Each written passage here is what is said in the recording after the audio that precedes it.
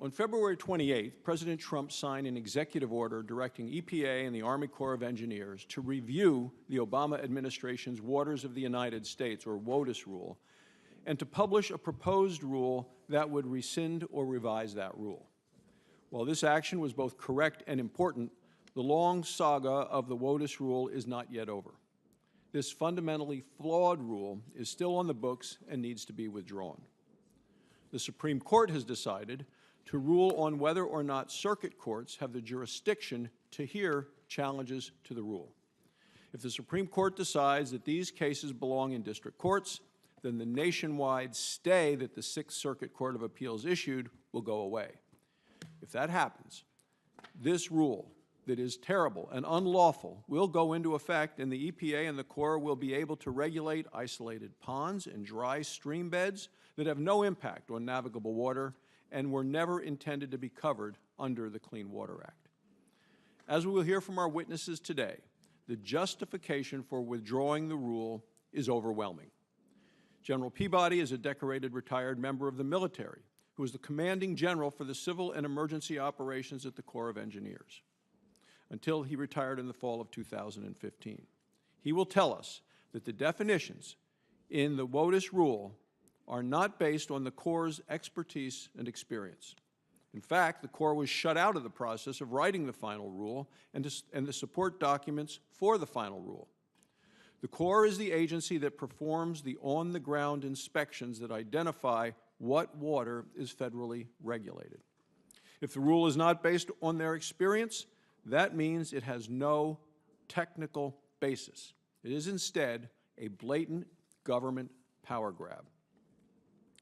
Dr. Jocelyn is a PhD and a professional wetland scientist who was a member of the Science Advisory Board panel that was put together by the EPA that reviewed EPA's, quote, science report.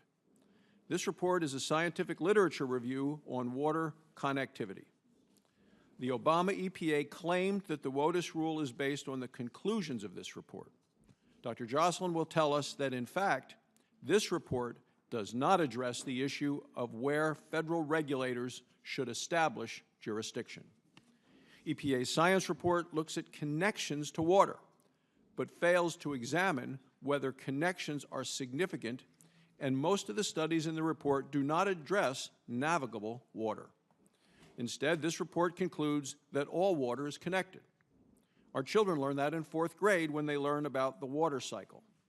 But that has no federal jurisdiction, and it means that the EPA's science report can't be used to justify the WOTUS rule.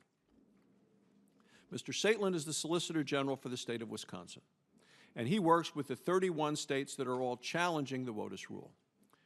Mr. Solicitor will tell us that the final rule included new definitions that were created without public input and even without public notice. This means that the WOTUS rule is arbitrary and capricious and violates the Administrative Procedure Act. We also will hear from Mr. Kaposias. He was the Deputy Assistant Administrator for the Office of Water in the Obama administration. He will tell us that the Obama administration met with states and other stakeholders during the rulemaking process. But that doesn't change the fact that between the proposed rule and the final rule, the Corps was arbitrarily or deliberately shut out of the process. The end result is the Obama administration wrote a rule that is not supported by agency expertise, by agency experience, or by the science or the law. Finally, we will hear from Mr. O'Mara, who is President and Chief Executive Officer of the National Wildlife Federation. The National Wildlife Federation is very interested in protecting wildlife habitat. The right way to do this is to form partnerships with landowners, not to expand federal control over private property. In fact, in 2014, the Fish and Wildlife Service issued a report that notes that the service works with landowners to employ cooperative conservation measures to preserve isolated wetlands like prairie potholes, measures that let farming continue. If the WOTUS rule goes into effect, instead of working cooperatively, the federal government could simply take control of private land and shut down farming activity. We've already had attempts to do this in my home state of Wyoming, were Mr. Andy Johnson, who EPA threatened to fine $37,500 a day for simply building a stock pond on his property. After looking at this record, the only course of action that makes sense is to withdraw the rule and start over. I hope we can see quick action to lift this threat to farmers and other landowners that have been created as a result of the WOTUS rule.